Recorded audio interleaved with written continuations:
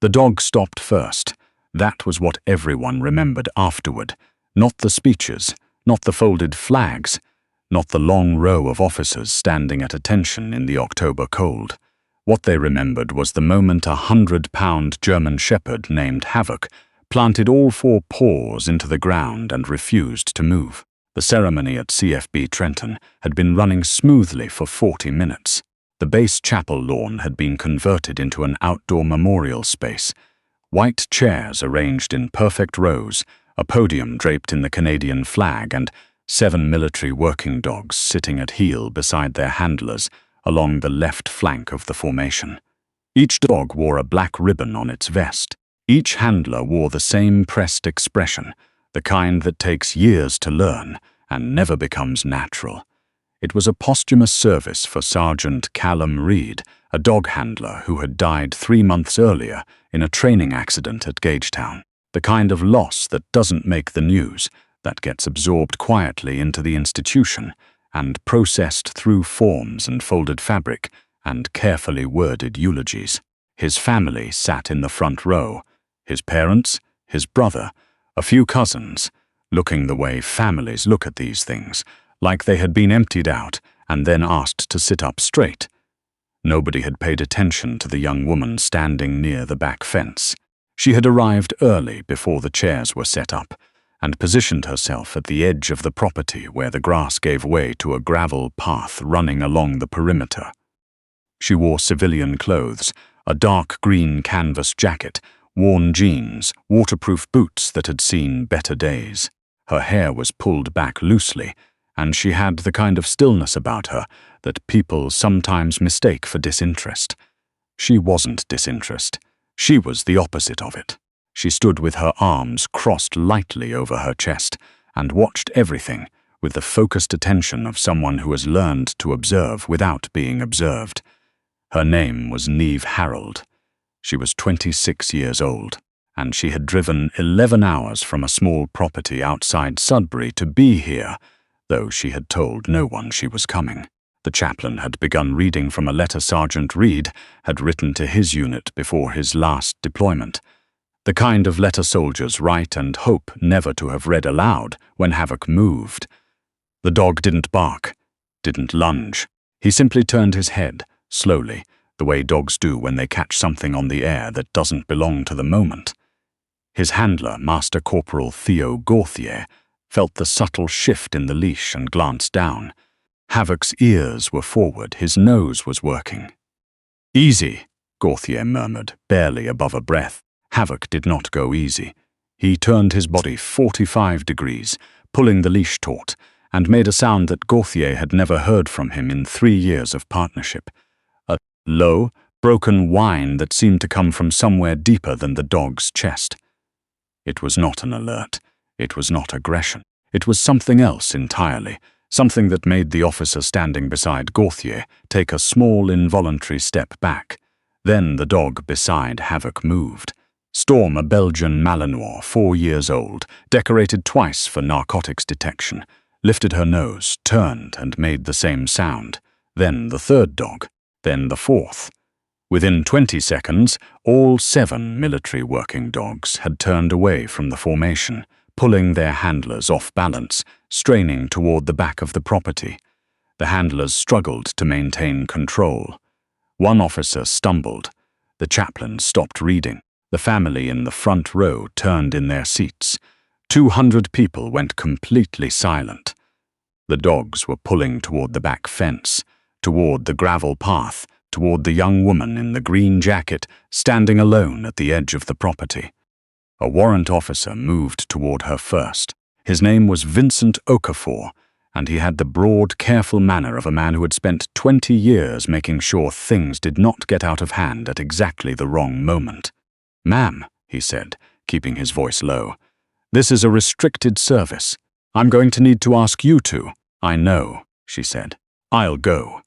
She had already taken a half-step back when Havoc pulled free, not violently.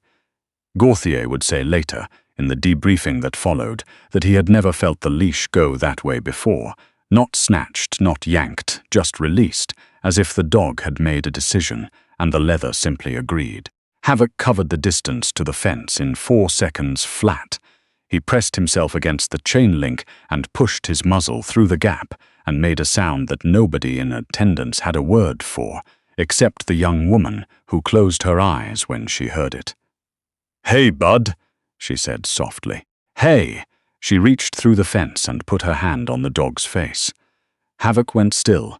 The 6 dogs behind him went still. Warrant Officer Okafor stopped walking. He looked at the young woman, he looked at the dog, he looked back at the young woman. "Who are you?" he said, not unkindly, just honestly bewildered. She opened her eyes. They were red at the edges, though her voice didn't shake when she answered. "My name is Neve Harrold," she said. "I trained these dogs." The story of how Neve Harrold came to train 7 of the Canadian Armed Forces' most decorated military working dogs, and then disappear from any record of having done so, is not a comfortable one. It is the kind of story that institutions prefer to file under administrative complexity, and individuals prefer not to tell at all. Neve had grown up on a property outside Sudbury that her grandmother had bought in the 70s, 40 acres of mixed boreal forest and cleared pasture, the kind of land that takes 10 years to stop fighting you and 20 years to feel like yours. Her grandmother, Edith Harrold, had bred working dogs for the better part of 3 decades. Not show dogs, not pets, working dogs, search and rescue, scent detection, personal protection. The kind of animals that people didn't understand until they needed one. Neve had grown up surrounded by them. She could read a dog's body language before she could read a sentence. By the time she was 12, she was doing basic obedience conditioning on puppies. By 15, she was running advanced scent protocols that retired handlers from the OPP came out to observe. By 19, she had a waiting list. She had never gone to college, never pursued any formal credential. The knowledge she had was the kind that lives in hands and in patience, accumulated over years of doing the work before anyone called it work. When she was 22, a procurement officer named Lloyd Deschaines had come to her grandmother's property on behalf of a military contractor coordinating with the Canadian Forces dog procurement program. They were sourcing civilian trainers for a pilot project, preconditioning high-drive German Shepherds and Malinois before formal military intake. The dogs were acquired young, often from European breeders, and the gap between acquisition and formal D&D intake could stretch 6 to 8 months. During that period, the wrong environment could ruin a dog entirely. Deschaines had watched Neve work for 2 hours and offered her a contract before he left the driveway. For 16 months, she had operated out of her grandmother's property under the contractor's arrangement, conditioning 7 dogs that would go on to be assigned to units across the country. She had worked with each animal for an average of 5 to 6 months. She knew their thresholds, their triggers, their particular ways of communicating uncertainty or focus or fear. She knew which ones needed 10 minutes of play before they could concentrate, and which ones needed silence. She knew that Havoc would shut down entirely if he was corrected in front of other dogs, and that Storm would work herself past exhaustion if you let her. She had never been told their final designations. She had handed them over to transport officers one by one over the course of 2 months, and that was the end of it. The contract had concluded. The paperwork had moved on without her name attached to anything that mattered. The contractor had restructured. Deschaines had retired. Neve had gone back to Sudbury and kept working with privately owned dogs and the occasional OPP referral, and tried not to think about what had happened to the 7 animals she had spent more than a year building from the ground up. She had found out about the memorial through a search she ran every few months, a habit she couldn't quite stop, cross-referencing the contractor's old project codes with public CAF announcements. A unit citation posted to a base public affairs page had mentioned 3 of the dogs by name. She had recognized them immediately. She had sat at her grandmother's kitchen table for a long time afterward without moving. She had not planned to attend. She had not planned to do anything except know where they were and that they were all right. But then she had driven 11 hours anyway. Warrant Officer Okafor did not ask her to leave.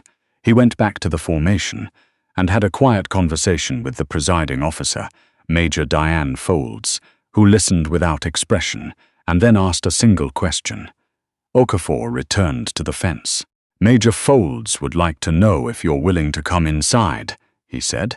Neve looked at him. She looked at the ceremony.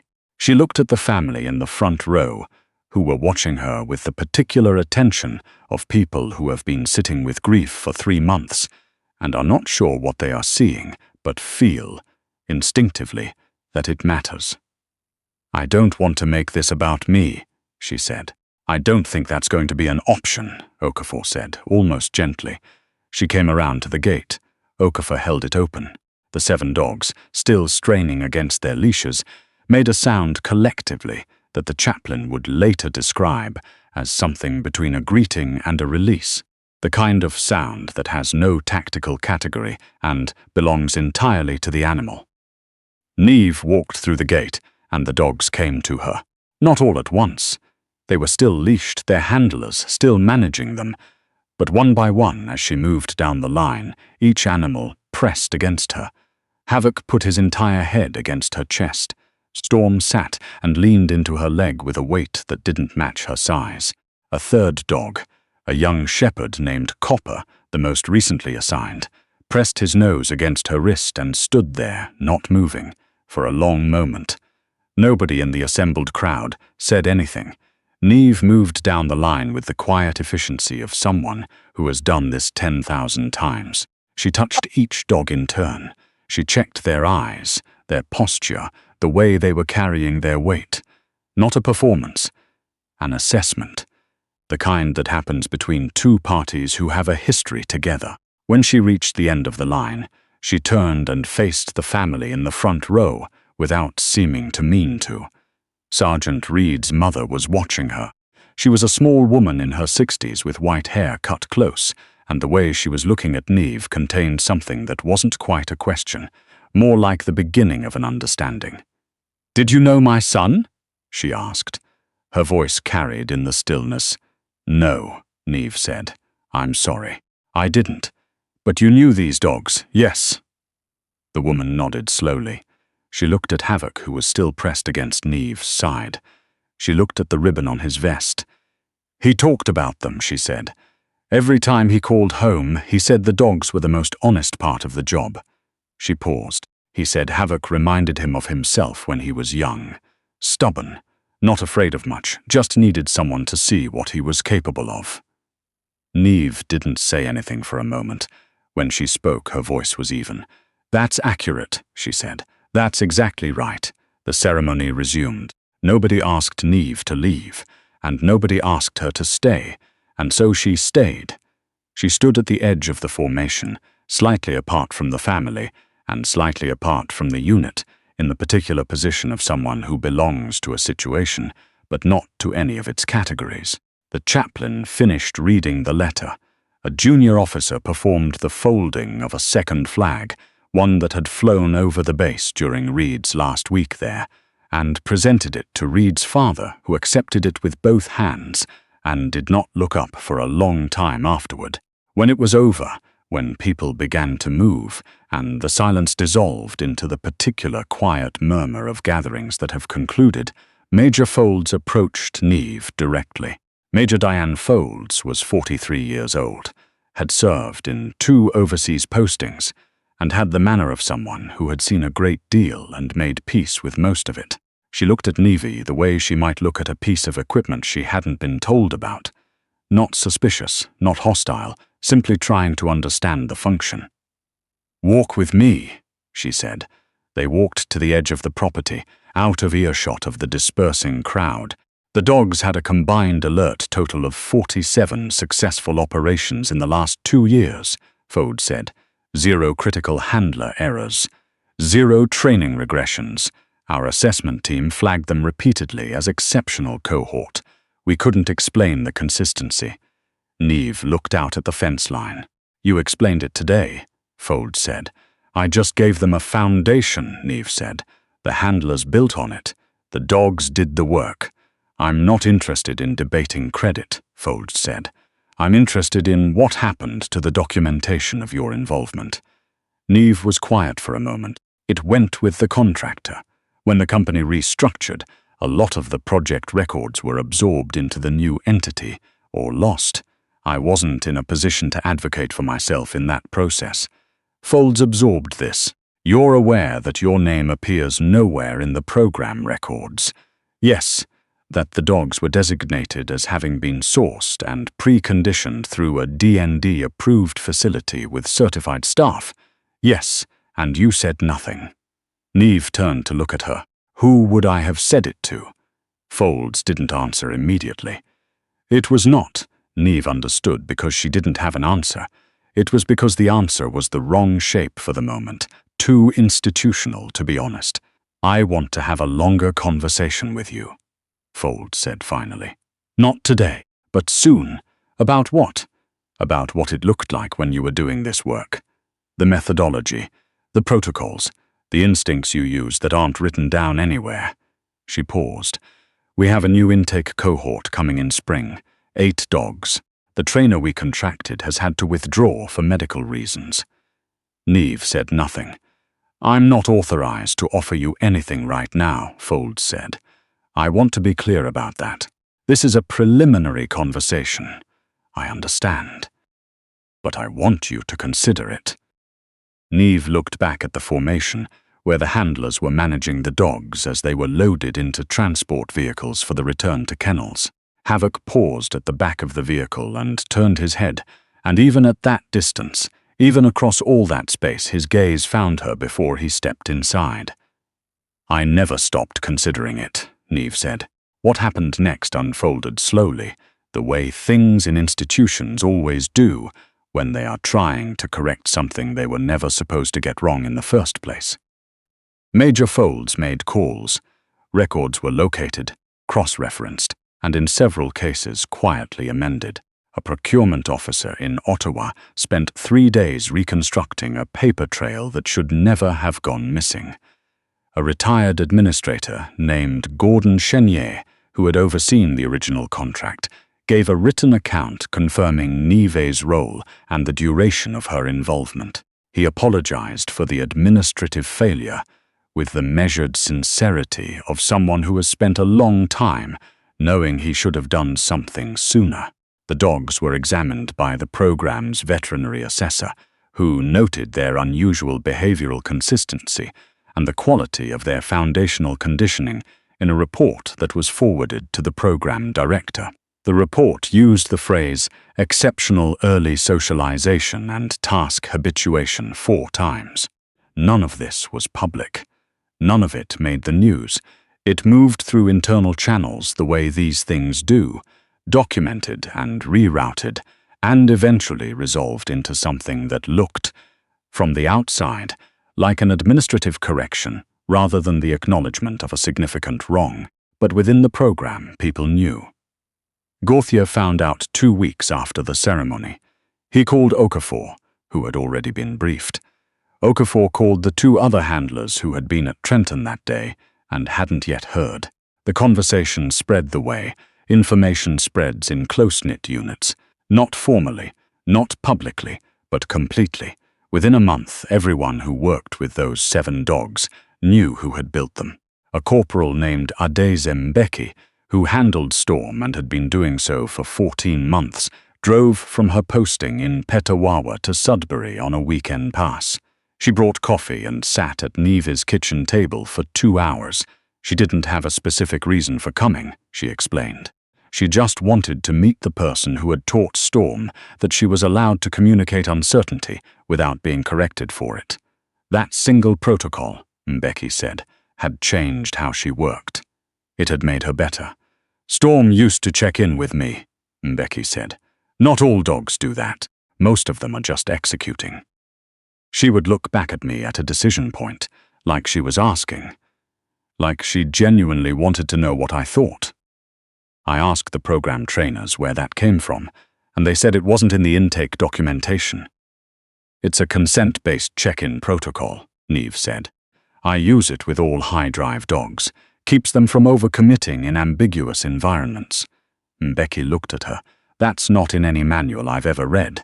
No, Neve agreed. It's not. Mbeki drove back to Petawawa with her coffee cup and the understanding that some knowledge lives entirely in the people who discovered it, and that the documentation of that knowledge is a political act as much as a practical one.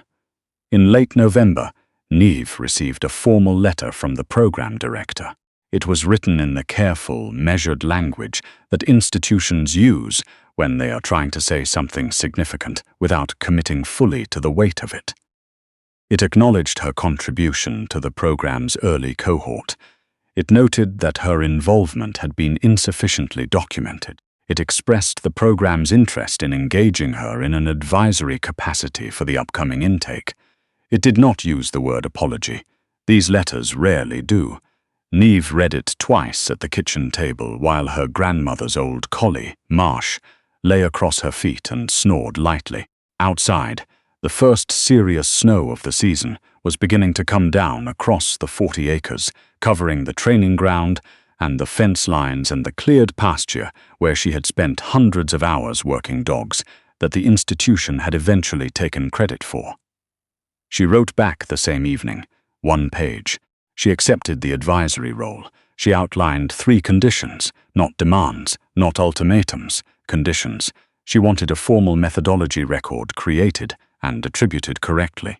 She wanted 2 of her own dogs included in the new intake cohort's conditioning period, to allow for a baseline comparison that would document her protocols properly, and she wanted Gauthier and Mbeki and the other 5 handlers involved in an advisory roundtable at the beginning of the process, so that the people who had worked with the dogs could contribute to the documentation of what had worked.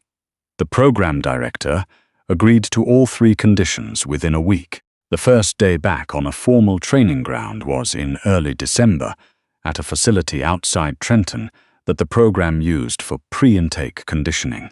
Neve arrived 40 minutes early and walked the perimeter of the enclosure the way she always did. Not checking for problems, just making contact with the space, getting a sense of what the ground felt like under her boots, and what the wind was doing, and whether the light was going to cooperate. The 8 new dogs arrived in transport at 8 in the morning. They came off the vehicles in the particular state of high-drive working dogs in a new environment, alert, tightly wound, conducting their own surveys of the space with the focused intensity of animals who have been selected across many generations for exactly this quality of attention. Neve stood in the center of the enclosure and let them come to her. Not all at once. They were leashed, handled, being brought in one at a time for individual introduction. But the process was the same.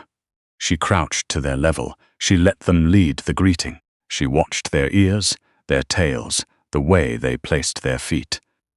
She made a mental note about each one that she would write down in the evening, and that would form the foundation of individual conditioning plans that were already in her mind, beginning to take shape. The last dog off the transport was a young Malinois with a scar along her left shoulder from some earlier incident in her history, the kind of mark that could mean many things and required careful observation before any conclusion. She came down the ramp with her handler, stopped, and looked at Neve with the specific evaluating attention that Neve had learned to recognize as the sign of an animal with unusual cognitive complexity. Neve looked back. "What's her name?" she asked the handler. "She came in as Bravo 7, the handler said.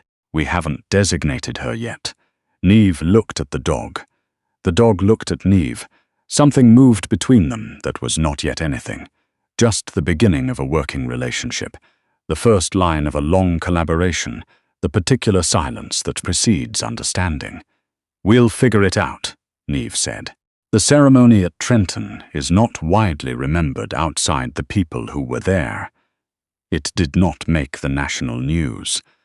There was no formal press release about the woman at the back fence, no official announcement about what had been discovered or corrected. These things tend not to travel the way the institution prefers.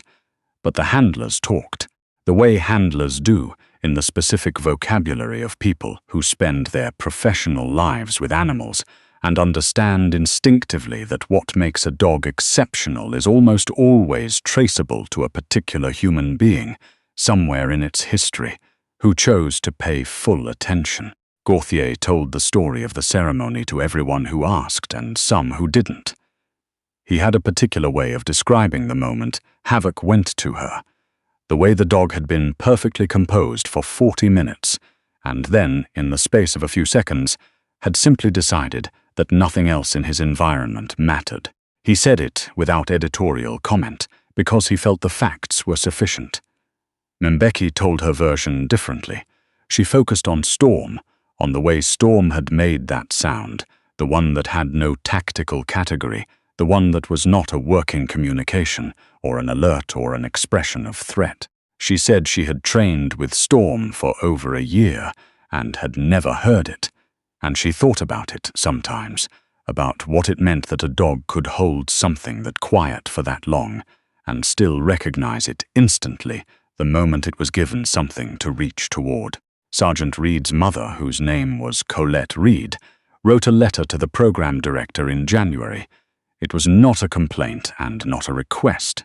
It was an account, carefully written, 3 pages, describing what she had observed at the ceremony and what it had meant to her to understand. Finally, one piece of the foundation on which her son had built his working life. She wrote that she believed the dogs had remembered their first trust, and that this seemed to her like something worth documenting properly, so that whoever came next would know. The program director kept the letter.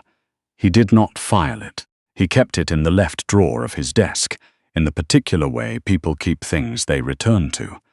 Neve went back to Sudbury for Christmas. She drove the 11 hours in the same truck she had driven down in October, with Marsh riding in the back, and the heater running inconsistently and the highway north of Barrie going grey and quiet under early dark. She stopped once at a rest area outside Parry Sound and let Marsh out to move around. The dog was old, 13, which was old for a collie, and moved with the particular careful deliberateness of animals who have learned to negotiate their own decline. He made a careful circuit of the rest area, nose working, assessing the evening air with the thoroughness that dogs bring to every moment, regardless of the moment's apparent significance. Neve stood by the truck and watched him and thought about the 8 new dogs in Trenton, sleeping now in the kennel facility, each one beginning the slow process of learning where they were and whether it was safe. She thought about the young Malinois, with the scar on her shoulder, the one who had looked at her from the bottom of the transport ramp, with those evaluating eyes. She thought about what the dog's history might have been, and what it would take to earn her trust, and how long it would require, and whether, in the end, she would have the patience and the stillness, and the consistency that the job demanded. She thought she probably did. Marsh completed his circuit, and came back and stood beside her, leaning into her leg with the comfortable weight of an old partnership. She put her hand on his head. He did not move.